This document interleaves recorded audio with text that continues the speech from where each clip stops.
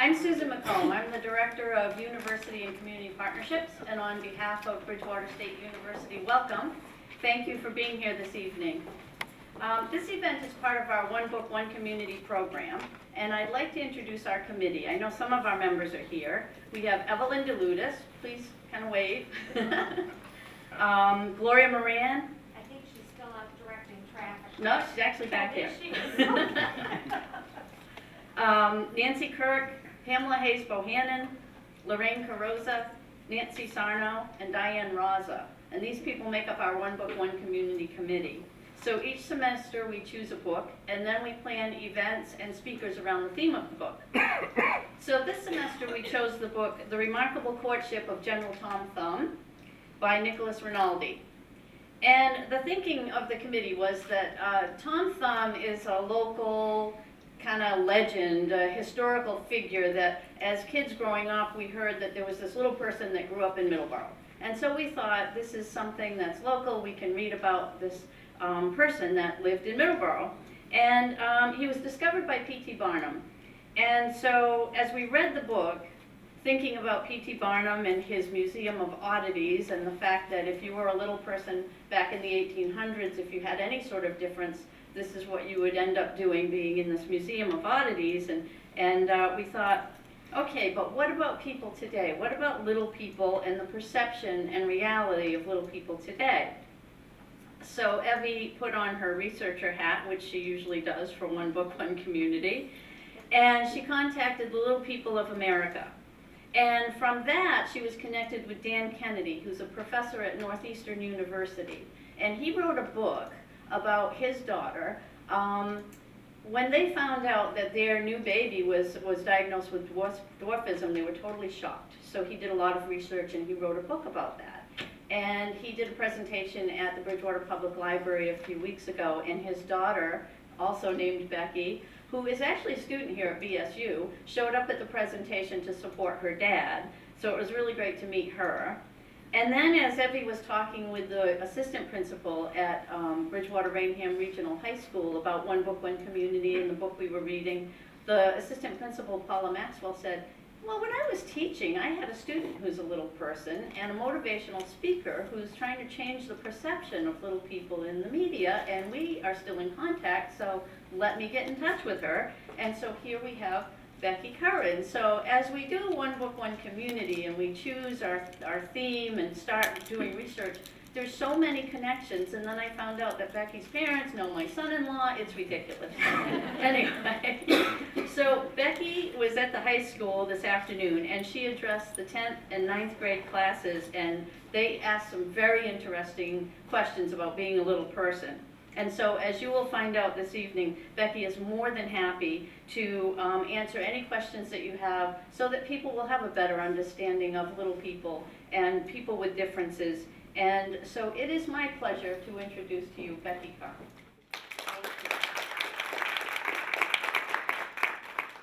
Thank you for having me here today. I'm happy to be able to come here and share my story.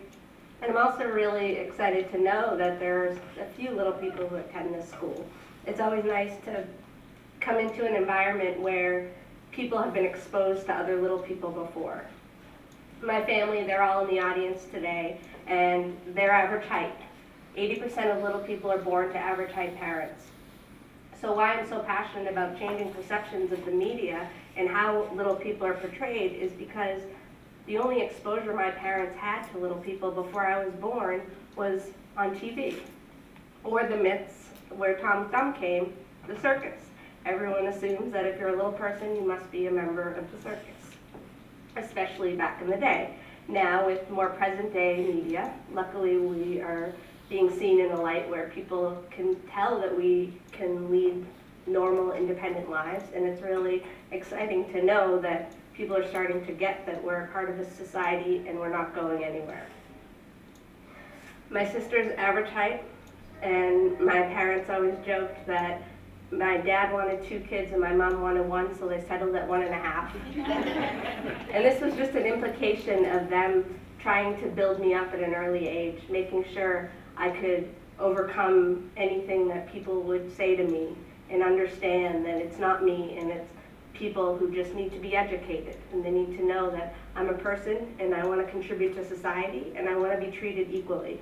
And they did just that. They weren't going to let me have a break every time I came to some obstacle in life. They wanted to make sure I faced challenges just like everyone else. And it's really important for us to face a challenge, take it on, and if we fall flat on our face, even though it's hard for parents to watch that, that's the best thing they could ever do for us. So growing up, I participated in sports right away among my average height peers. I was a swimmer all through school, and then I also was on the soccer team, the Weymouth Youth soccer team, and I would play sports among my average height peers and didn't know anything different. I didn't know that later in life there was the opportunity, and even then there would have been the opportunity to participate with little people in sports. They have the Dwarf Athletic Association of America, and they do compete in sports at the national conventions that I later discovered once I got to college age. Being a little person also comes with some medical complications. My type of dwarfism is the most common, achondroplasia, which also means that we have fewer complications than other types, the other 199 types of dwarfism. But fewer doesn't mean none. When I was 3, I had bone taken out of my legs, and that was because I was born bow-legged, and as I was growing, it looked like my ankles were about to snap because my legs just went out to the side too much, and it was going to affect the alignment of my entire body if I didn't do something about it. And then when I was 13, I had bone taken out of my pelvis, which then was put back in both of my legs, and that allowed my legs to align straight, so as I was growing older, I could walk without as much of a waddle, but still having a little. Then another complication that comes with achondroplasia is spinal stenosis. Some people it affects more than others. And I was sailing one summer. I was wearing a wetsuit, and I remember the day when I started losing feeling in my legs, and I thought that it was because the wetsuit was too tight. But unfortunately, that was just the beginning of losing feeling in my legs, and I started falling everywhere I would walk. We ended up going down to Baltimore where my specialist was. I was fortunate that my parents found my specialist when I was 6 months, and he was able to guide us through adolescence on what care I needed to have. And he knew right away that I needed to take x-rays on my back, and he also admitted, he was an orthopedic surgeon, and he admitted that he couldn't perform that surgery because that wasn't his specialty. And there's something about that that's really important to me, because there are a lot of people who try to specialize in caring as doctors for little people, but they try to do too much, and the population is so small to begin with, they end up thinking that they can focus on doing backs and legs and all different things because they know how to take care of us, but that becomes a problem if you don't just stick to your expertise. So he actually referred my parents to Dr. Ben Carson, who's now running for president, and he took 7 pieces out of my lower vertebrae to release the spinal cord compression that was preventing me from walking without falling.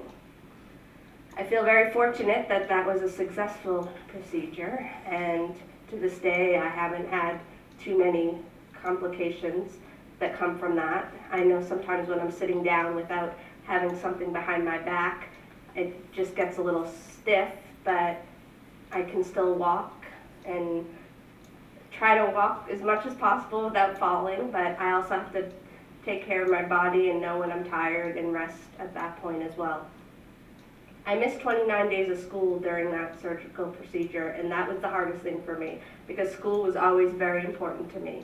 I was so dedicated to doing my homework, doing whatever I needed to do to keep up with my class.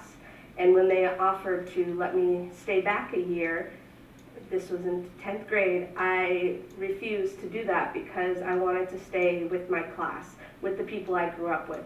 When my parents went to the doctor when I was 6 months, he said, try to keep her in the same school system because then it prevents her from being bullied and these people have been exposed to her. And even a difference of switching grades was going to affect how I was treated because I had gotten to know a population of people and then trying to get to know more people, it was going to be more of a challenge. And I decided to stay with my class It did require me to go down a level. In some of my honors class, I had to go to college preparatory, but by senior year, I was able to get into some AP classes, and I applied to 9 schools and decided to go to Providence College. One of the reasons I went to Providence College was I was touring the school, and there was a little person in the cafeteria when we were touring the school. This made me excited because even though the school isn't known to be that diverse, it's predominantly Irish Catholic white people, they had seen a little person before, meaning that environment had had that initial exposure. And it's important to have that around you because people are more likely to educate others if they're about to make fun of you or about to point and stare because they've had that initial exposure. And it's important for people to have that exposure in order to know how to treat a little person or just someone who's different in general.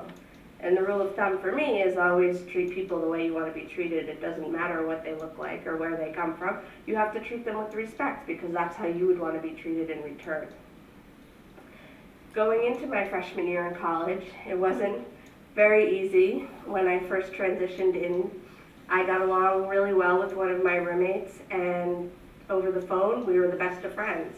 But once we met, she reacted. She had never been exposed to a little person. Her exposure was probably what she saw on TV and in movies. And I went through 6 months of a really rough time. And no one wants to go home feeling really uncomfortable. But it was because she couldn't accept and embrace who I was. She was more in fear. And fortunately, later on, she did overcome that fear, but it took time, and that's happened a lot in my life. I have been in several rooms where people act in fear, and they don't give me a chance to show them what I'm capable of. After college, I moved out to California because I really wanted to start getting to know people who work behind the scenes in the entertainment industry. And what was important to me was trying to get to know as many people who work in the industry who then I could share my experiences and what I'm passionate about. I was a marketing major in college, so I made sure I used that angle because that was my expertise at the time. I applied to over 1,000 jobs when I got to California. I initially had a job and that fell through, so I had to act fast and figure out how I was going to get a job when I got out there. I went on 100 interviews. Most of those interviews I went on, I knew I wasn't getting the job when I walked in the room. One person even asked me, "How did you drive here? How did you get here?" People would pat me on the head. People would shake. They wouldn't know what questions to ask me. But it was clear that my resume showed that I had the experience to do the job. They just weren't willing to give me a chance. But in return, I don't want to be in environments where people are not willing to give me a chance. I don't want to be a part of those environments because it's their complex that they can't get over, and then that affects how I'm treated and how uncomfortable that may be during the process, even if I were to get the job. So even though it takes a lot longer to find the right fit, I think it's important to wait it out and find people who are going to be accepting and embracing in the environment that you're going to be in every day going to work. So I ended up going through a temporary placement agency, and the good thing about that is they recommend you to other jobs. So you interview with the temporary placement agency, and then they send you to go start the job without you having to interview with the employer.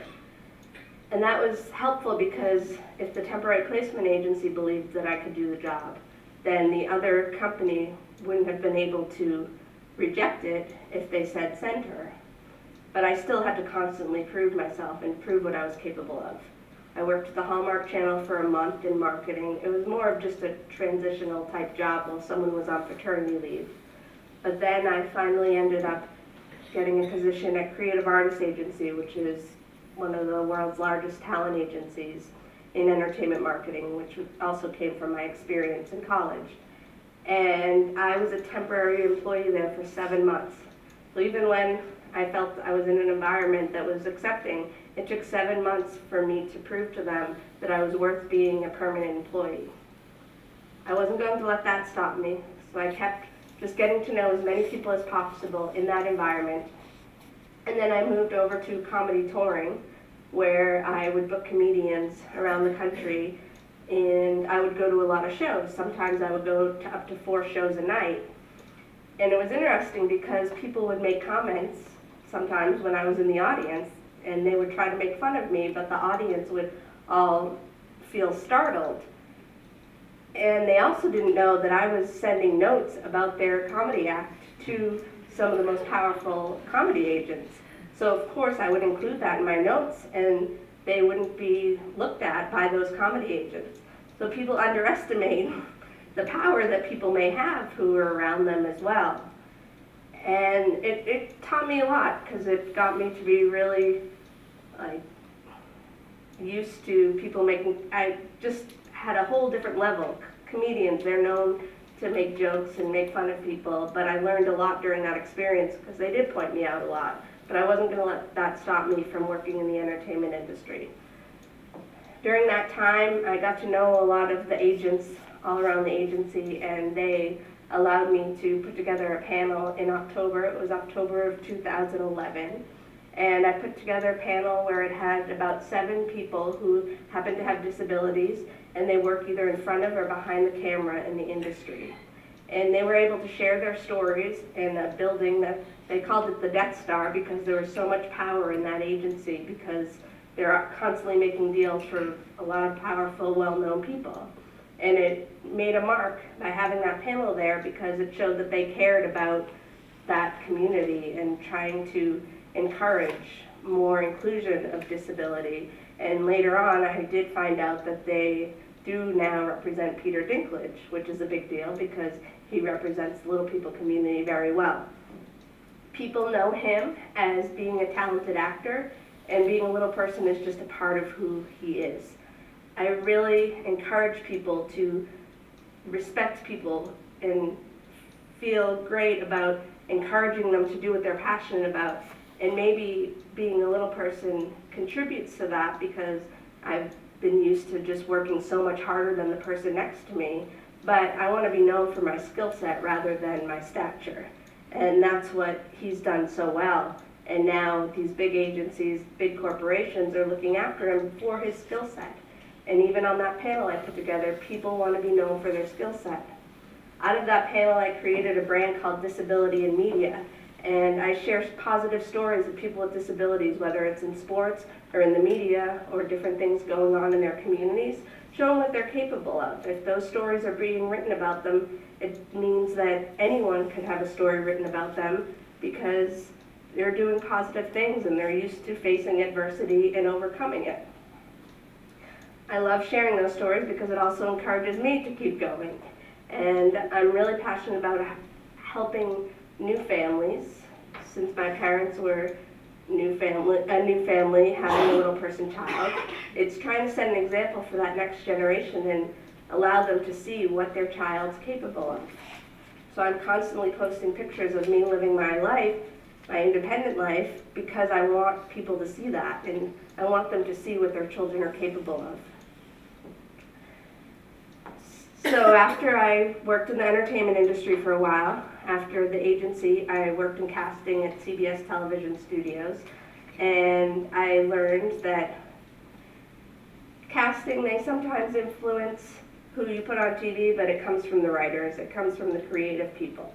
They're the ones who we need to get to. We need to get them to change the content or create more content that shows their vulnerability, what they've been exposed to. There are so many people who've had exposure to disability in this world, but people are afraid to talk about it. They're afraid to write about it because they're afraid of how people will react. And if we get more people to tell authentic stories, then we'll see more authentic portrayals on TV and in media. One of the stories that happened while I was at CBS, what made me think of it is a lot of people ask, like, how you qualify as a little person. Little people are 4'10" and under, but then some people are just considered short, average height people. There was a script that I read, and it was a comedy script. It was about these 2 guys that moved from Michigan to California to work for Groupon. And one guy stayed at home all the time, and he was Skyping with his friends, playing games. So it didn't even make sense that he even wanted to move since he was just going to stay home talking to his friends back home. And another guy wanted to go out and meet people. So he went to a coffee shop and he ended up meeting someone. In the script it said, they're 2 inches taller than a little person. And it really bugged me because it would have been a great role for a little person if they just changed the script around. And they really weren't willing to, or even my bosses weren't willing to talk to the writers about it because they were afraid of changing what they were already writing. But the guy who was the stay-at-home guy made fun of his friend for making friends with the short person.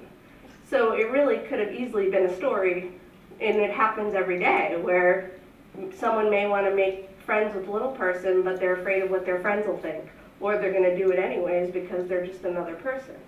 But a process like that just really frustrated me because they came to me the day before they were doing the table read, which is the day before they start filming, and they asked me if they could do a little person in the script because they couldn't find a short average height person to fill the role.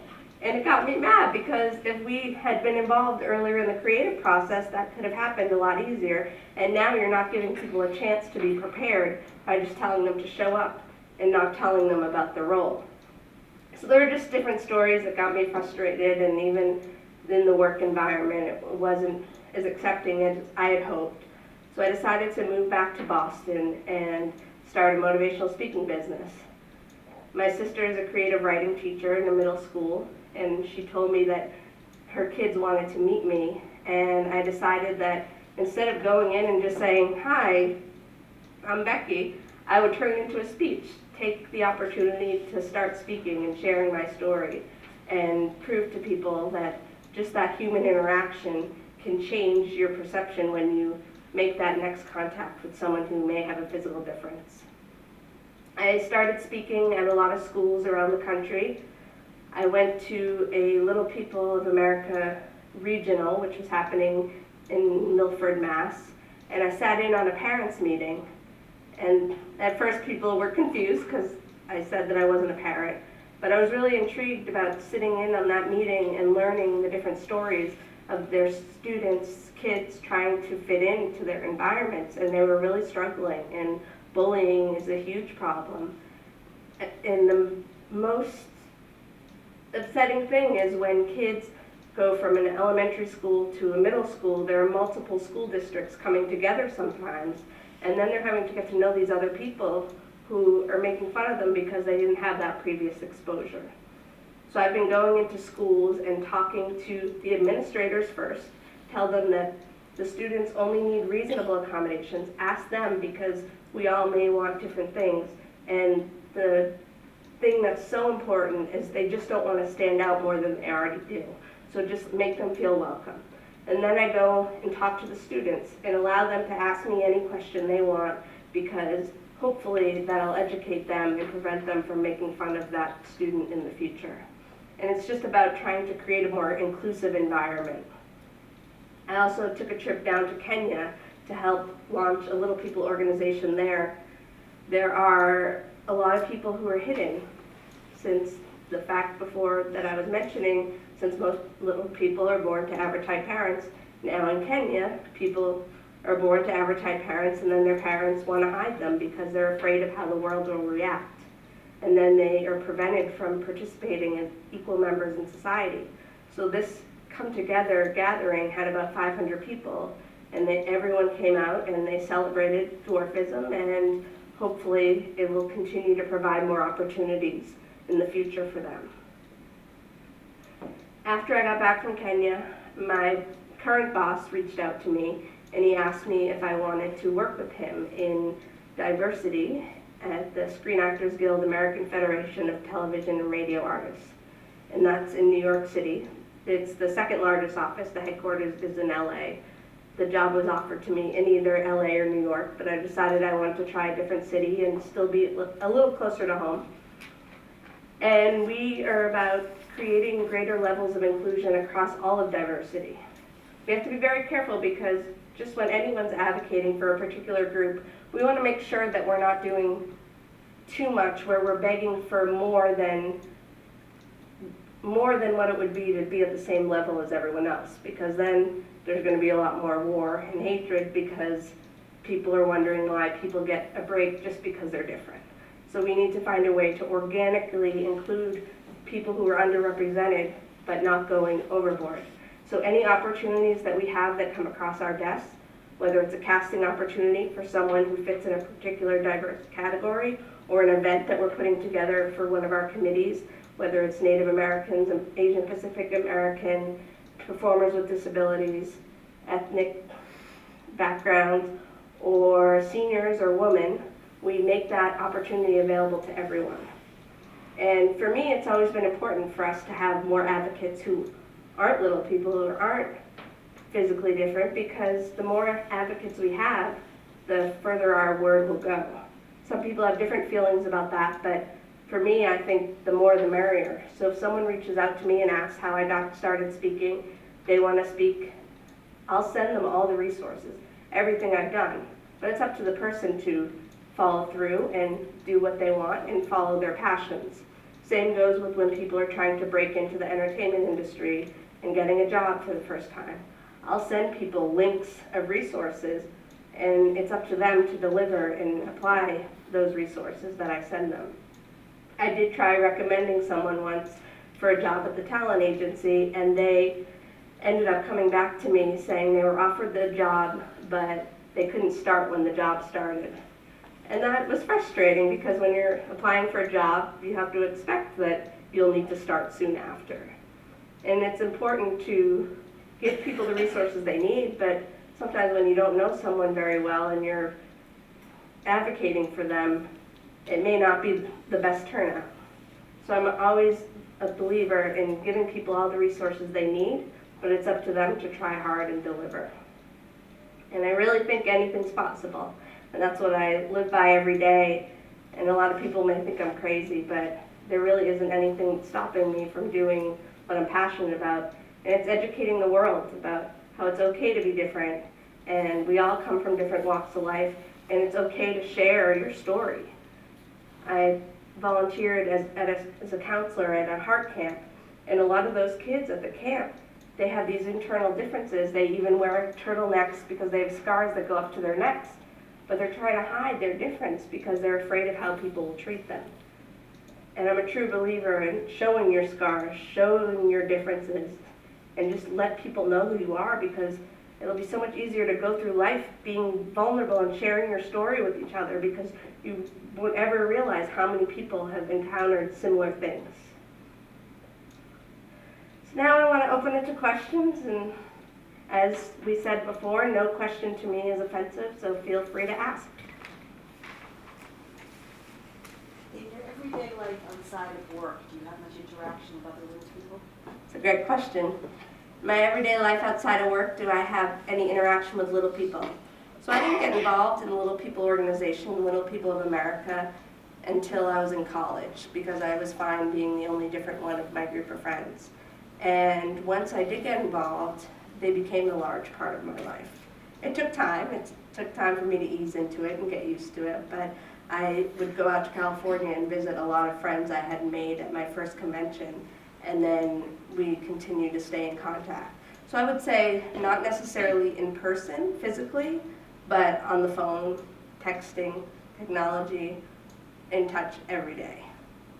And it's nice to have people who go through similar experiences, and you can bounce ideas off of, or just say, we have a group text about 8 of us, and it's like, this happened today, and it's just those, like, we know we're not alone. Do you find that runs across all different age groups? Yes. I think it just depends. Still, at a Little People convention, the most attendance you get is about 3,000 people, but only maybe about 700 are little people, since most of them are family members who come with them to the conventions. So there are an estimated 30,000 little people in the United States. Still, if there are only about 700 that come to the conventions, you're not seeing the rest of the population. And there are probably, of those 700, maybe about 400 who have been really active over year after year since they were born, and then other people that come in later in life. So it really just depends on if people want to be a part of the community And it's always going to be there for people to be a part of, but they have to decide when they want to be a part of it. Do you want to quickly go through? Yeah, we'll just go through the PowerPoint a little bit. This, do we have it on I like failed this? to order the Dwarfism figure to wise? go along with this. So I have achondroplasia. It's the most common type of dwarfism. And there are 200 types, but these are just a few of the others. So with my type of dwarfism, we can go to the next one with the traits. It shows that I'm 4'1", so I fit between 3'8" and 4'6". You can tell I have a prominent forehead and my nasal bridge is depressed, so if I'm wearing glasses, my glasses are more likely to fall down. And then starfish fingers.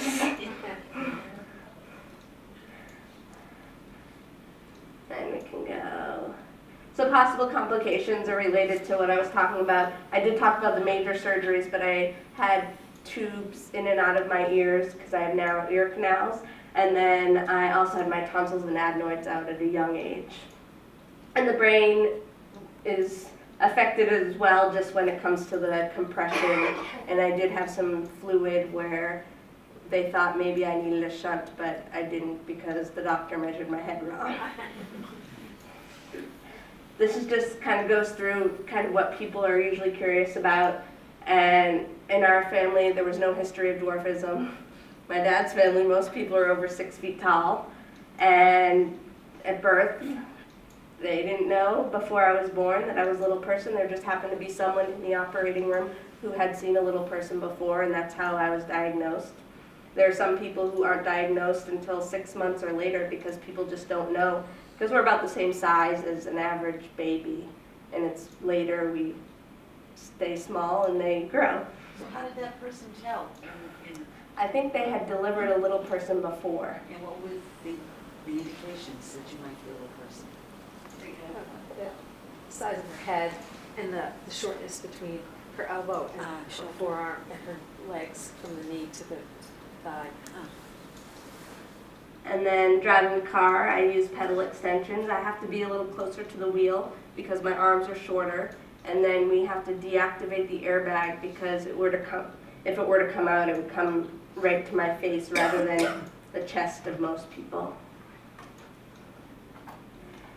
Then these are just some different facts that people automatically assume because we're little, we're not capable, and that's far from the truth. And it just means people need to give us a chance and not judge us by our size. The word midget is the most offensive word to be called, so it's important for people not to use that term. Other people may say they're okay with it, but mostly in the community we're not, because it does have a reference back to the circus and it just has a lot of negative connotation. We'd rather be called the little person, or I'm a person with a type of dwarfism. My name is what's preferred, but sometimes if you're telling a story about me or someone else you meet, you may want to use little person or dwarf just in the context of the story. As I was saying before, 80% of little people are born to average height parents. Dwarfism is not a reason to assume that someone's incapable, and it also does not mean that we can't keep up a conversation, and it doesn't automatically mean we're small, meaning we don't have the intellect to keep up a conversation.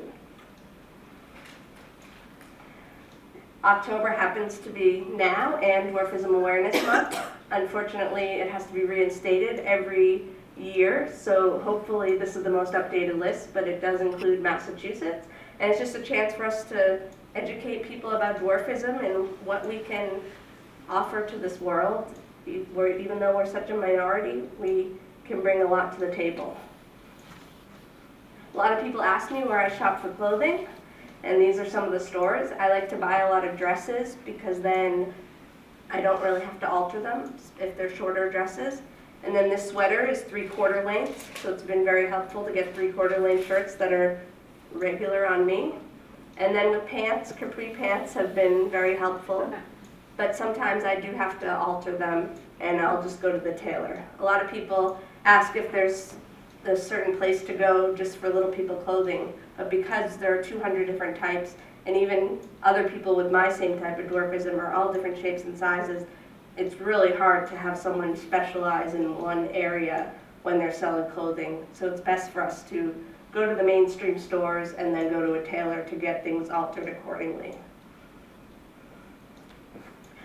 And then this quote means a lot to me, and obviously Peter Dinklage has set a great example for the community.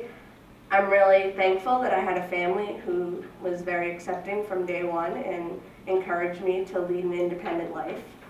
I always want to help people who may not have that, but it's really important to be thankful from where you come from. And then these are just some pictures. Families here in person too. And then high school friends. Some of us all had Paula Maxwell, who I saw earlier today for photography class, and we all stay in touch now. And then college friends. After that freshman year in college, it was difficult. I started rooming with the one with the blue shirt, and we're best friends to this day, so I'm thankful to have her. And then these are this was recently at the Little People Convention. One of my friends who was my roommate for a long time, Mikey, he also happens to have ALS, which is really unfortunate because it's not there's no really correlation between dwarfism and ALS and his type of dwarfism. It's just something he got, and I'm really thankful that he's really positive, but it's hard to add another complication after he had 21 surgeries growing up before this started. So we just find ways to stay really positive, and my friend on the right, she just had her knees replaced, she's had her hips replaced before. There are just so many different complications that come with each type, and what's important to us is just staying positive. And we don't like to talk as much about the surgical procedures when you're in everyday life talking to people, because we don't want another thing for people to feel, we don't want people to feel bad for us. So we kind of leave that out of the equation, but it's a reality that we do face. Is that good? I think so. And then just the last one, right? Right. So this is, so no questions offensive. Feel free, you can email me. I have cards up here as well. I was just curious, you talked about bullying. I wonder how like that affected you. Were you bullied in school? Yes, good question. So bullying for me wasn't necessarily a physical thing, it was more emotionally. When I was in my junior year of high school, a lot of my friends who I grew up with, I had one friend who was in my class from preschool to 7th grade, and it really prevented me from knowing really if there was bullying going around during that time. When we got to 11th grade, a lot of my girlfriends started dating, and they decided that I couldn't be around. They didn't want to bring me out with them, and that took a toll on me. I was at home really upset about it, just feeling left out. And that, to me, is like bullying, but no one really said it to my face, but I felt it internally, that I was being left out because of being different. Any other questions? How do you approach dating yourself? It's a good question. Dating. So it just so happens that the 3 relationships I've had have been with other little people. But I've never had a preference. I just have come across a lot of situations where some average height people, the only reason they are interested in some cases is because of a fetish. And you can read it, and I have the intellect to understand people's body language and how they approach me, and of course I shut it down, but it's frustrating because I'm willing to give anyone a chance, but I see through it pretty fast. So ideally, I would like to end up with another little person just because we face similar situations in life, but I don't have a preference. And then are you more likely to have a little person as a It's child? a good question as well. So with my type of dwarfism, the 200 different types, everyone has a different chemistry or what they have, what they can pass on gene-wise. But with my type of dwarfism, if I was with another person with my type of dwarfism, it would be 50% chance they would have achondroplasia, our type, and 25% chance they could be average height, and 25% chance where they would be double dominant, meaning the baby wouldn't live much longer than a few days. Some people do decide to carry the baby the full way because there may be a chance of misdiagnosis, but in most cases, you're carrying the extra amnio fluid ahead of time. You know that something's wrong, and the baby doesn't live much longer than a few days. But I have had friends who've had other complications too, just like when people have miscarriages. I had one friend who the baby died in her stomach before the baby was supposed to be a healthy baby, and they ended up dying in her stomach about 20 weeks in. And then another friend just was the 5% of people who got really sick throughout the process. So sometimes it has a direct correlation to dwarfism, but they're just as many chances as us having similar complications as someone else. And then if it's with an average height person, it would be 50-50. So 50% chance little person, 50% chance average height. Do you feel like in the workplace that you were treated like as an equal? In my current workplace, where I've been for a year and a half, I definitely feel that I've been treated equally, and people see my work ethic because it's carried through of how much I care about my job, how much I take it seriously because of all the rejection I faced previously. But in past work environments, it wasn't always that way. And it's a lot harder when you're constantly trying to change people's minds for the better, and it just doesn't work. We were told that you spoke to high schoolers this morning. I'm curious, what kind of things did they ask you? High school, they were a little shy, but I did ask the questions about having children and clothes or shoes. What else did they ask? Like sports, what did I participate in sports? There was one girl who's very small. Oh yes, so there was someone who was a short, average height person, and she just wanted to know like what advice I can give to them, because it's a whole different population of people. If you're not a part of the little people community or considered a little person, you're a short, average height person who's still facing struggles of being made fun of. And I tried to tell her what I do, especially in New York City. There's a lot of crazy people, and people are making comments every day, stares, laughs, everything in between. But I learned to ignore a lot of them, because if I were to react to everyone, first of all, I can't protect myself if someone were to come and attack me if I started to react. And I feel that they learn more that way by knowing that whatever comments they're making aren't affecting me. So I tried to tell her, like, take the opportunity to educate people when you can, but when it's not worth it, just walk away and don't let it get to you.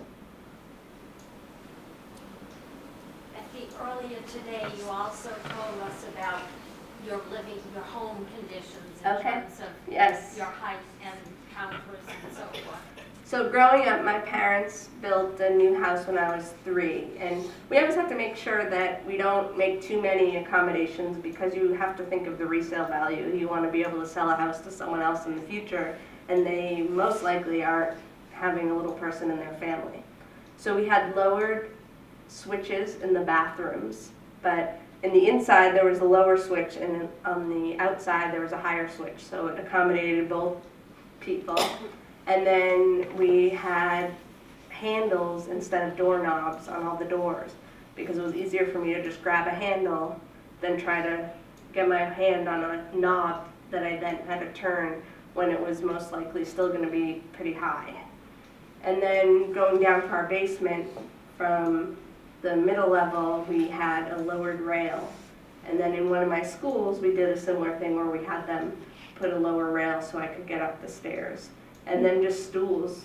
Stools are what I live by, and I'm currently struggling a little bit trying to convince hotels that I go to have a stool available, because they don't feel the need. I don't know if it's a liability thing, but people think that just by providing you with an ADA accessible room, they're doing their job.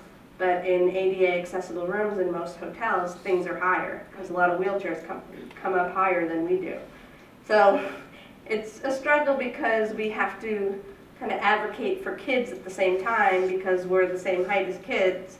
Because if we just advocate for little people, it's not enough, the number's not high enough for people to want to make that change. So stools, or what I live by. I have them at work, and they make sure that they have them in all areas where I would be accessing. So we have 2 kitchens. They have a step stool in both. I have one in the bathroom that I just have a sign on, like, do not touch or remove. And I just make do with a stool and a lot of climbing. Any other questions? Okay, well, thank you. Thank you all very much.